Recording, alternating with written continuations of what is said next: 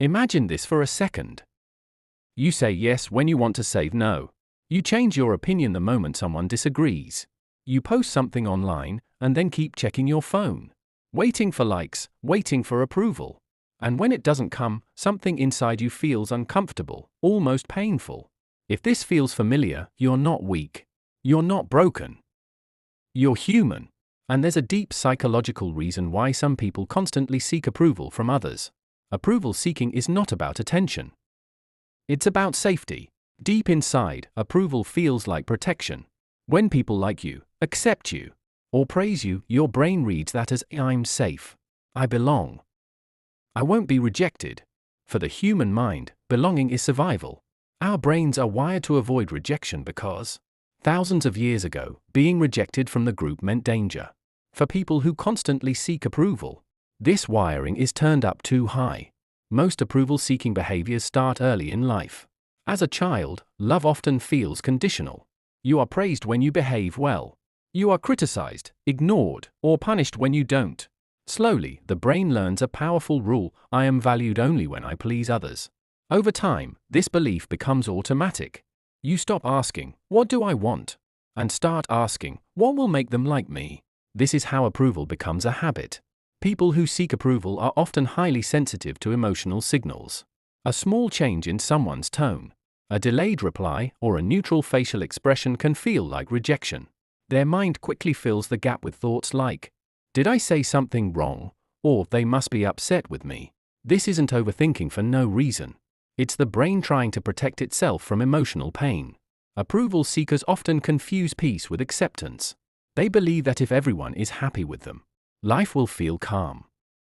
So they avoid conflict, hide their true opinions, and suppress their needs. On the outside, they look kind, agreeable, and easygoing. On the inside, they often feel exhausted, invisible, and resentful. The sad part is this: the more you seek approval, the less connected you feel to yourself.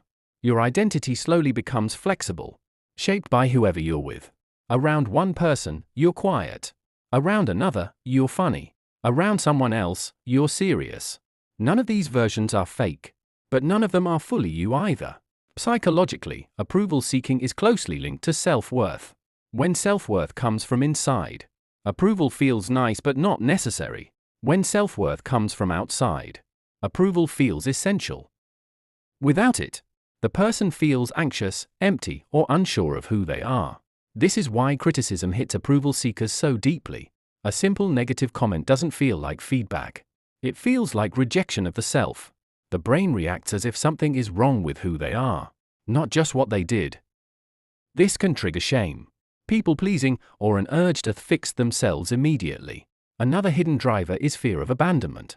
Many approval seekers believe, often unconsciously, that if they disappoint others, they will be left. So they overgive, over-explain, and over-apologize. They become emotionally available to everyone, even when it costs them their own peace. Ironically, constantly seeking approval often leads to the very thing they fear: disconnection. When you always adapt to others, people never get to know the real you. Relationships stay shallow.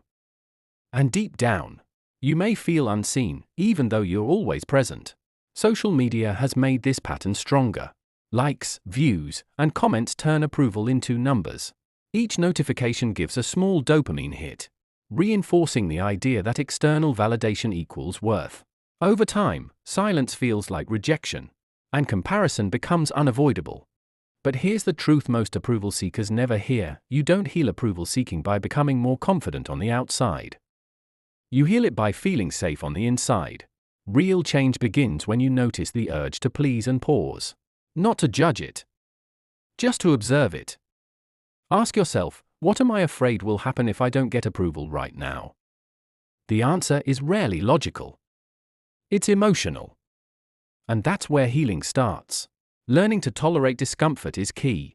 Disagreement, silence, and disapproval are uncomfortable, but they are not dangerous. Each time you survive them, your brain slowly rewires. It learns that being yourself doesn't lead to abandonment. Self-worth grows when actions align with values, not reactions. When you speak honestly. When you set small boundaries. When you let someone be disappointed and realize the world doesn't end. People who stop seeking approval don't stop caring. They stop abandoning themselves to earn care. And the most powerful shift happens when approval becomes optional, not necessary.